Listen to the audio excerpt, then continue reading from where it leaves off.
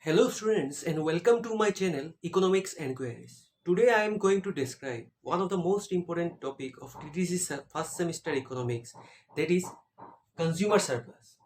Okay, let's remember the concept of consumer surplus was first given by Alfred Marshall. So what is consumer surplus? According to Alfred Marshall, consumer surplus is the difference between what the consumer is willing to pay for the commodity and what he actually pays. So in order to understand this definition, let us take the diagram and then we'll try to explain that what is actually meant by consumer surplus. Okay, so first point is the concept of consumer surplus is given by Alfred Marshall. This is very important. The concept of consumer surplus is given by Alfred Marshall. Now, what is consumer surplus? Consumer surplus, in order to understand consumer surplus, first we will take the diagram. So this is the diagram where vertical axis measure price of the commodity, and horizontal axis measure quantity purchased by the consumer.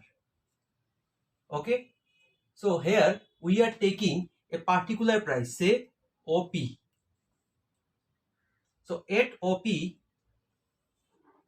say this is the amount of quantity that the consumer is willing to purchase. So OP is the particular price and OQ is the particular quantity. Okay, now for, let us take, this is the example of a commodity, this is a marker. Okay, so for a particular marker, say one marker here, so I am writing Q1. So for Q1, the consumer is willing to pay more than OP. More than OP means, say OP is rupees 10, price is 10, OP is 10 and OQ is 1, means 1, particularly the quantity of that commodity is 1. For one quantity, the consumer is willing to pay rupees 10. Okay, but actually the market price is 10 but consumer is willing to pay more than 10. Say the consumer is willing to pay this much, OP 1. So this is more than 10, let us take it as 12. So what is the difference between OP and OP1? OP1 is the price that the consumer is willing to pay and OP is the price that the consumer actually pays.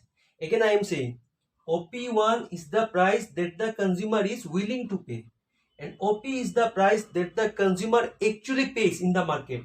So this is the difference, and difference is what? 12 minus 10, rupees 2.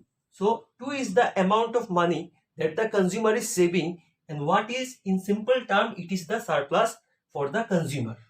Again you see, for here we are taking another quantity, say it is Q2. Again for Q2, actually the market price is OP. You see, here it is OP, but the consumer is willing to pay, let us take it, is this P2.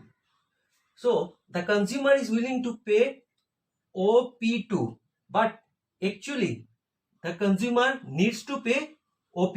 So here against the difference is, say 11. So 11 minus 10, 1. So again the consumer is gaining the amount of money as rupees 1. So this is what? Surplus of the consumer.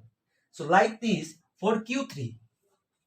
For Q3 again you will find the actual market price is OP, but the consumer is willing to pay more than these P3. This is because marginal variation with respect to the commodity.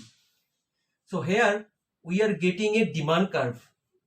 By joining this point we are getting a demand curve. So let us name this point SA, this is the point B. So you can see we are gaining an area as OA BQ, OA BQ, and the consumer is actually paying the price is OPBQ. So minus OPBQ. Again you see, actually the consumer is paying the price OPBQ, but what he is willing to pay? OABQ.